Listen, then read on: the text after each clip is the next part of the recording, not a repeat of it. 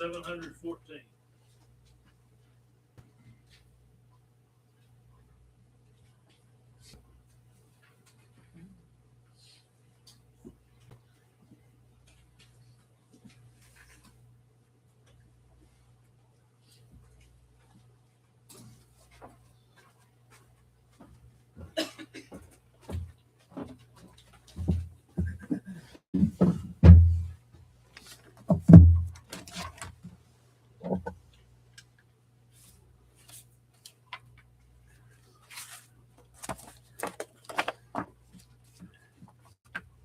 In Ecclesiastes chapter 7, we find some statements that I think are interesting and thought-provoking. One of those is found in verse 8, and that says that the end of a thing is better than its beginning. The patient in spirit is better than the proud in spirit.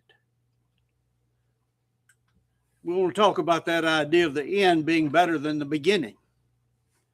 And this is a statement that was recorded for us by the wisest mortal that ever lived, and that's Solomon. Now, it's a general statement that we read in the first part of Ecclesiastes 7 and verse 8. It's a general statement that it can be applied to many different things and all sorts of endeavors that we might undertake. And I think we can probably see the wisdom in the idea that the end of many things is better than the beginning. To have completed something is better than to start something. I think all of us would agree to that. But the writer makes a more specific application of it earlier in the chapter in verse 1. He says there, a good name is better than precious ointment. And I want to notice the next statement particularly. And the day of death than the day of one's birth.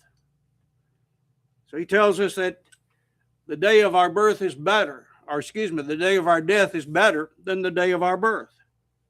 And that's what I want to consider with you for just a few minutes this afternoon.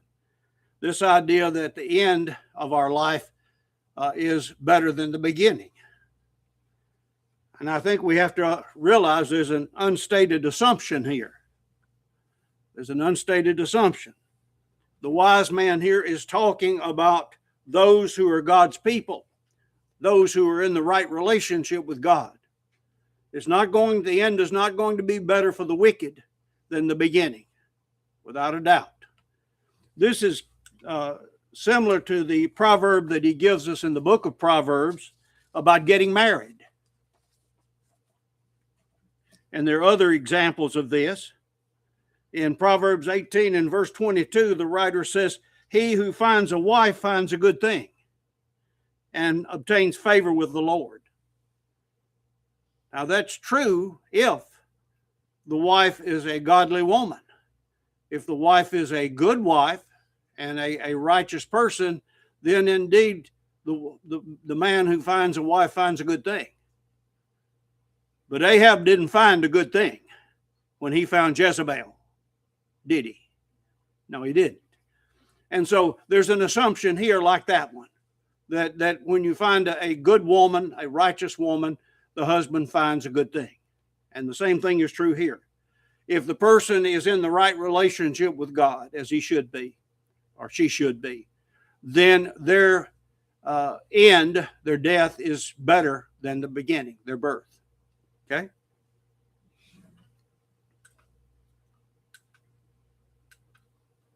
Now, some would disagree with that statement, the idea that our death is better than the day of our birth. And especially those who don't believe that the Bible is God's word. And I suspect there's some who would claim to be Christians who would disagree with this idea, unless just on the surface would disagree with the idea. But Solomon tells us that's the case. And we know that he wrote by inspiration, so certainly that's true. And they might say something or things like, well, usually we live into our older years, and as we we get older, then we have troubles and limitations that we didn't have before, that we didn't have when we were born or when we were in our youth. And from that point of view, they might say, well, the day of our birth is better than the day of our death. And they might say that as we live to get older, that oftentimes old age is accompanied by pain and suffering. And they might say that's certainly not better than the healthy body that we're born with, most of us, and that we enjoy in our youth. And of course, the basic reason for doubting or questioning this statement is that unbelievers think that death is the end of existence. There are a lot of people that when you're dead, you're like Rover, you're dead all over. And a lot of people believe that. And if that's your belief, then certainly I can see why one would object to the idea that the end or death is better than the birth, our day of birth. But I want to suggest to you just a few reasons why the end is better than the beginning. The day of our death is better than the time when we were born. First of all, our life is like a book, and we're writing it. And death closes that book, the book of our life, and it brings an end to the works that we're going to be judged by, the works that we're going to have to answer for in the judgment. Now, that's a good thought for those who are living like Jesus, but it's not a comforting thought to those who are living in sin and in rebellion against the Lord. In 2 Corinthians 5 and verse 10, the writer says, "For we must all appear before the judgment seat of Christ, that each one may receive the things done in the body according to what he has done, whether good or bad." Death is going to seal our record. It's going to seal the reward of the faithful. You know, at birth, we enter into a world that's filled with temptation and sin, and a world that's filled with uncertainty. And we're going to, from our youth, we're going to face many decisions. And some of those will prove to be foolish and even some sinful. But death's going to bring an end to temptation. Death is going to bring an end to those foolish decisions that we've made in the past and wrong decisions that we've repented of in the past. And there's not going to be anything that can change our eternal destiny when we leave this life, when we depart this life. So that's another reason why the day of our death is better than the day of our birth. And another reason is death is going to bring us rest from the troubles and the trials that we face in this life. We face a lot of difficulty. We face a lot of troubles and trials in this life. But death's going to bring an end to those. Job said something that along that line, and we need to remember Job's condition when he said this. He had lost all of his family except his wife. He had lost all of his possessions, all of his cattle. He had been smitten with sores from the top of his head to the bottom of his feet. He was in terrible situation health-wise. And so he was desiring death. And this is what he said about death. He said, "There the wicked cease from troubling, and the weary be at rest." That's the condition at death. Nobody's going to be able to trouble us when we leave this life. There's not going to be any people there and on the other side trying to harm us or trying to destroy our reputation. And we can rest from our labors that we've been involved in this life, doing the good things that Jesus wants us to do. We can rest from those. John had this to say in the Revelation.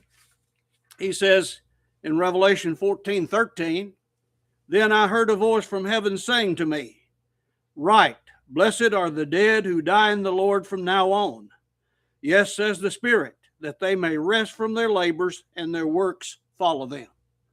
So indeed, there's going to be rest when we depart this life if we're faithful to the Lord.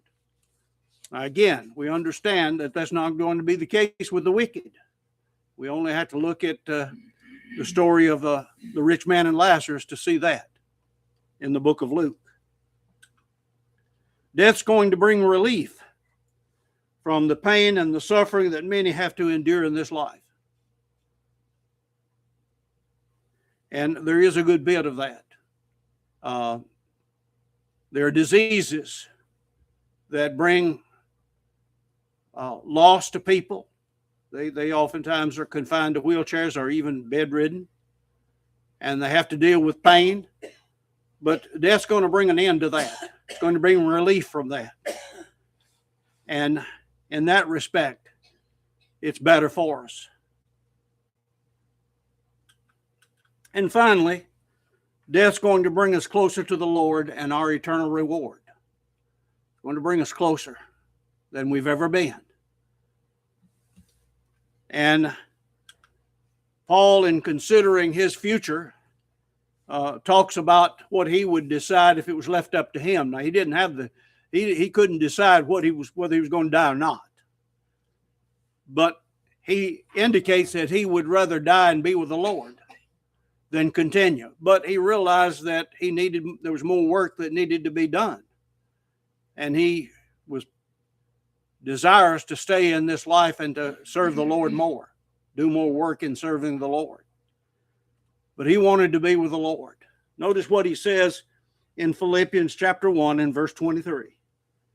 He says, For I am hard pressed between the two, that is, leaving this life and staying, having a desire to depart and be with Christ, which is far better. Paul said it'd be better for him to die and be with the Lord, didn't he, than to stay here. Now, he didn't compare it to the day of his birth, but I think that's certainly true, would have been true of him. So indeed, there are reasons why the day of our death is better than the day of our birth.